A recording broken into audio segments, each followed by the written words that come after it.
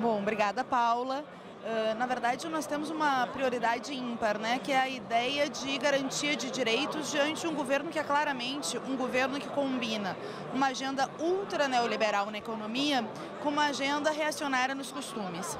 Então, nós precisamos fazer, né, uma ampla capacidade de resistir a esses projetos que já estão enfim, anunciados, como a reforma da Previdência, que ataca o direito dos trabalhadores para poder se aposentar, que reforça as desigualdades sociais num país que chega a ser 8ª economia do mundo e é 10º país em desigualdade social. A gente viu que a crise econômica gerou 11% a mais de pessoas entrando na linha da pobreza e os ricos ficando mais ricos. Porque a economia do nosso país está voltada para atender interesses privados das grandes corporações e, infelizmente, a agenda do Bolsonaro reforça essa lógica com menos liberdades, com menos direitos, com mais repressão.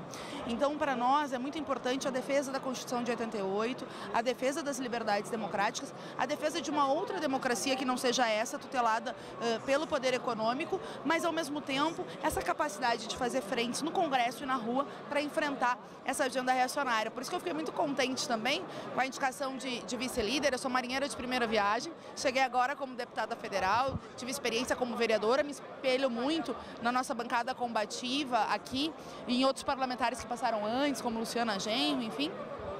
Mas essa indicação também tem a ver com uma Constituição paritária. O PSOL é o único partido com uma representação paritária entre homens e mulheres. Nós sabemos que as mulheres têm sido linha de frente no mundo na resistência aos governos de extrema-direita. E nós decidimos compor a nossa liderança com uma indicação como a minha para vice-liderança, junto com o nosso líder Irvan, mantendo ao longo desses 4 anos uma composição paritária nas lideranças e vice-lideranças e também nas comissões importantes da Câmara. Agora, o governo coloca como ponto essencial para a retomada do crescimento as reformas, em especial a reforma da Previdência. Falando em termos de política econômica, já que não as reformas, o que vai ser defendido pelo PSOL? Olha, primeiro, a Previdência Social é superavitária, né? Sempre foi. Só que ao longo dos anos, um mecanismo perverso de desvinculação das receitas da União, que inclusive o Rodrigo Maia falou em ampliar na prática, quando fez seu discurso de candidato a presidente, tem saqueado na prática o dinheiro da Previdência Social e da Seguridade, fazendo com que tenha um rombo na Previdência para financiar bancos. A nossa lógica é acabar com isso. Nós precisamos taxar as grandes fortunas, o Brasil nunca taxou grandes fortunas, nós precisamos de uma tributação progressiva de verdade, que taxe juros, dividendos e os grandes capitalistas, como os bancos. No Brasil, proporcionalmente, um assalariado de um salário mínimo paga mais impostos proporcionalmente do que a ponta dessa pirâmide com os grandes elites econômicas, enfim. Então nós queremos taxar os juros e dividendos, queremos taxar as grandes fortunas para poder desonerar a classe média e a população trabalhadora, atualizando, por exemplo, a tabela de imposto de renda, para que a gente possa desafogar esse povo que está tão sofrido, com o endividamento, com o massacre financeiro da crise e ter recursos para poder investir nas áreas sociais. Por isso também, para nós, é muito importante a candidatura do Marcelo Freixo, porque a gente acha que tem uma nova forma de fazer política, ampliando o controle social, democracia. As casas do povo estão há muito tempo afastadas dos interesses do povo. Veja, a gente está falando de previdência, aqui na Câmara tem um plano de previdência para os parlamentares que eu acho um escândalo.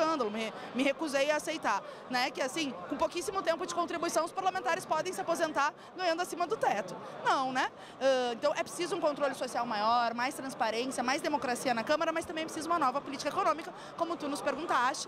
E essa política que tem sido implementada, aprofundada pelo governo Temer e agora anunciada pelo Bolsonaro, só gerou mais crise. Tanto é que no Brasil, no último ano, aumentou 11% o número de pessoas na pobreza e aquela pirâmide mais rica do país aumentou em 3% a sua renda, ou seja, os ricos estão ficando mais ricos, o povo está ficando mais pobre. A gente quer mudar radicalmente isso, invertendo essa pirâmide, taxando os de cima para desonerar os de baixo. Agora, só para a gente encerrar, falando um pouquinho de mudanças internas, regimentais aqui da Câmara dos Deputados, foi alvo de alguns dos discursos dos candidatos à presidência da Câmara. Essas mudanças foram alvo de alguns dos discursos. Por exemplo, falou-se em dar mais poderes aos parlamentares, menos poderes à presidência da Câmara e às lideranças.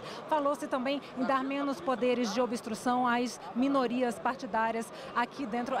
Mudanças internas também são alvo do PSOL?